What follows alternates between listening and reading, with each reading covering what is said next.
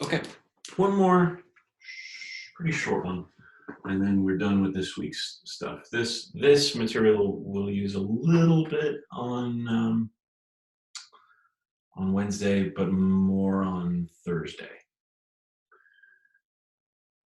We want to talk about projectile motion a little bit.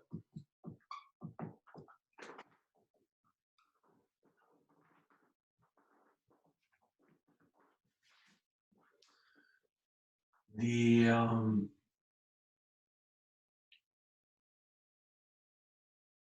In an idealized case, the acceleration in the y direction is negative gravity strength. It's negative 9.8 meters per second squared. G, whenever I write it with a lowercase g, is always the acceleration due to gravity.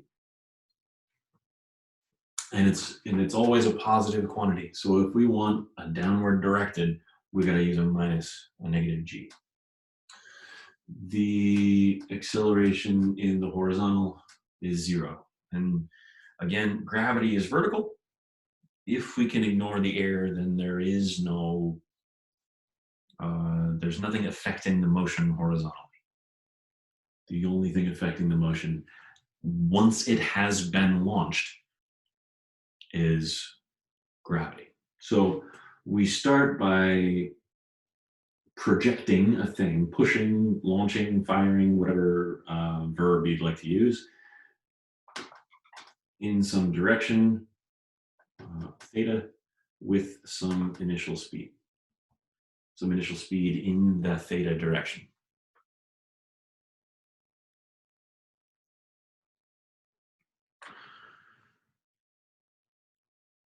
We can say some things about the horizontal and the vertical motion because we have kinematics and because we have said, and we can watch the YouTube videos to argue that the horizontal and the vertical can be considered separately.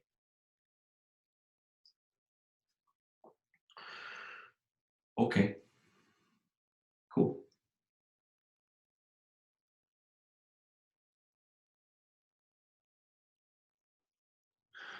The horizontal motion is the motion along the x-axis, and we can find that with the cosine of the angle. What velocity do we have going only in the x direction? Initially, it's v0 times cosine of the angle, and it's never going to change because the acceleration is 0. So the horizontal velocity is always this. How far do we go horizontally?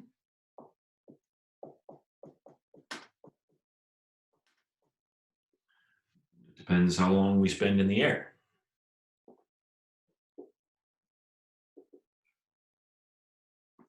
Okay, cool. How long we spend in the air is determined by gravity, because once we hit the ground, we're not in the air anymore. And it's gravity that tells us when we're going to hit the ground. All right. Vertically, our initial velocity is the y component here. And we can get to that with sine, so vy0, or in other words, the vertical velocity at time 0 is the initial launch speed times the sine of the angle.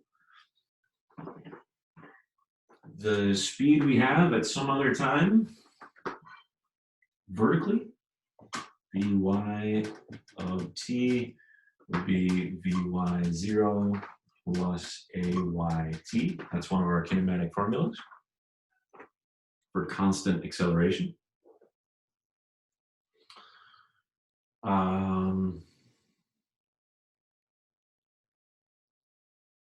How much time does it take to get to the top?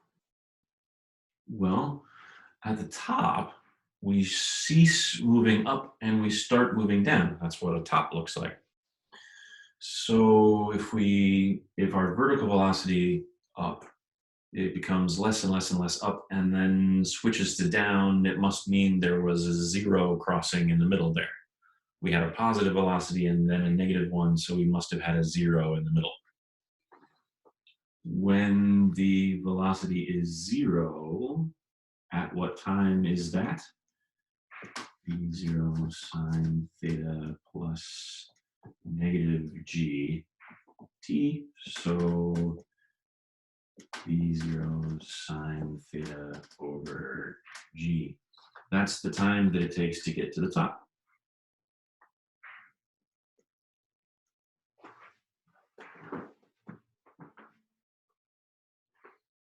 All right, cool deal.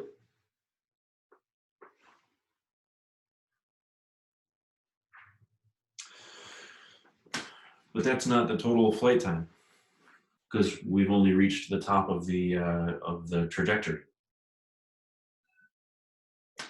What about the total time? Can we just double it? Is it symmetric? I don't know. I mean, I do know, and you know, right? Because we've been told that projectile motion is parabolic, and we know that that means symmetric. Why? How can we prove it? How much time does it take to get back to the height from which it was launched?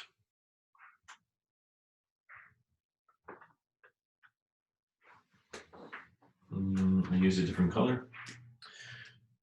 To get back to the height from which it was launched, that means the vertical displacement, beginning to end, is zero, because we're back where we started, vertically.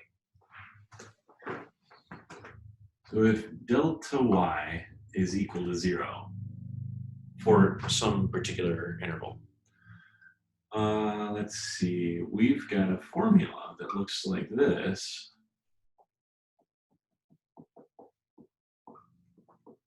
I just wrote it for the y direction instead of the x direction. So 0 equals b0 sine theta t minus, because ay is negative, g over 2 t squared. And that looks like a quadratic equation, but because the left-hand side is 0, we can just factor out t and solve. So either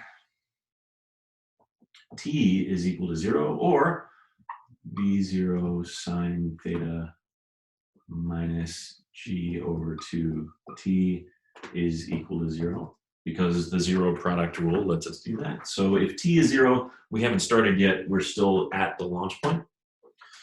If the other factor is 0, then that means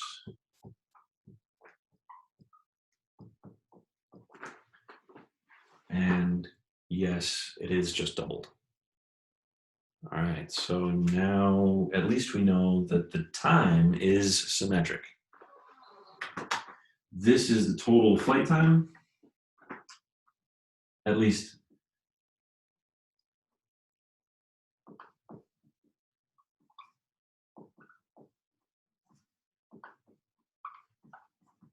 It is when we're firing over level ground.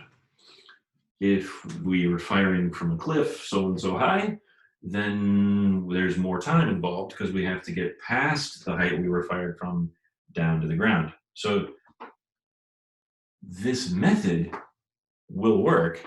It's just maybe delta y for the entire flight time isn't 0. Maybe it's negative 100. You know, if the cliff is 100 meters tall, from beginning to end, our displacement vertically is negative 100.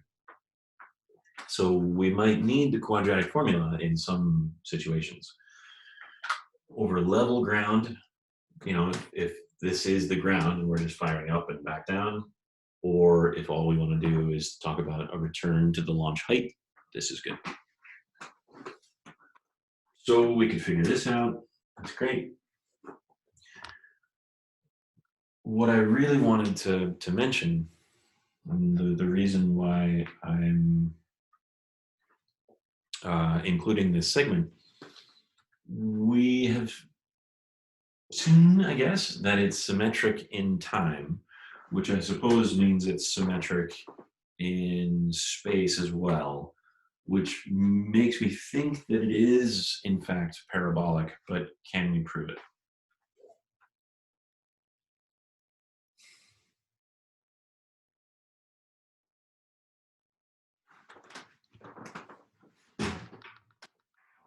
Just kicked the ladder that this is propped up on.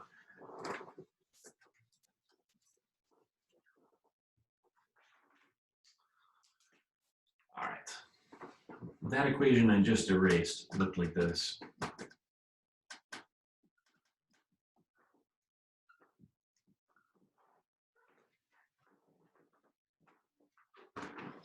And V0y looks like V0 sine theta.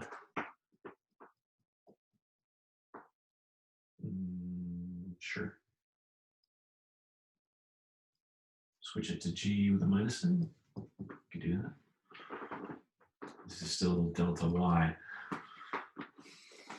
This is true if there is no air resistance. If the air doesn't matter, if we can ignore it, then we can solve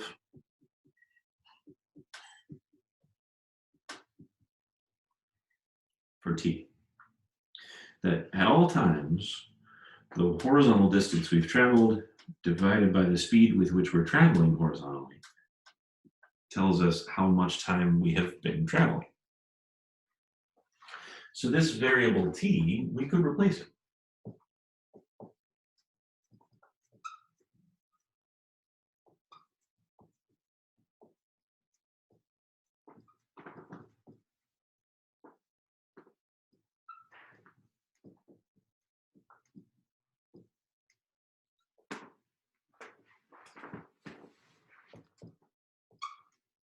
And we could replace v sub x with what we know that it's equal to generally,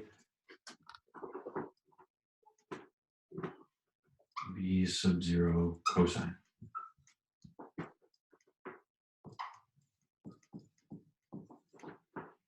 of the launch angle. We can simplify this a little bit, but the punchline is already showing 0 sine over cos. This is tangent theta times delta x.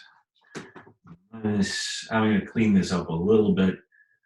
G over 2v0 squared cosine squared theta delta x squared.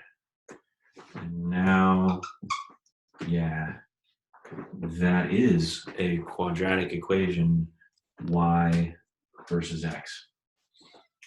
That has a graph that looks in space like a parallelogram. Looks in space like a parabola. This is a quadratic equation, but it's not a space quadratic equation. This is y as a function of time. We can't graph that in space. That's not a shape. That's a function of time.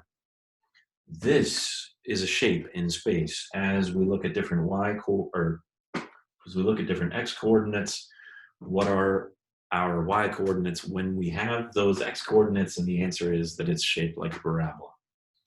We know that it opens down because the leading term is negative.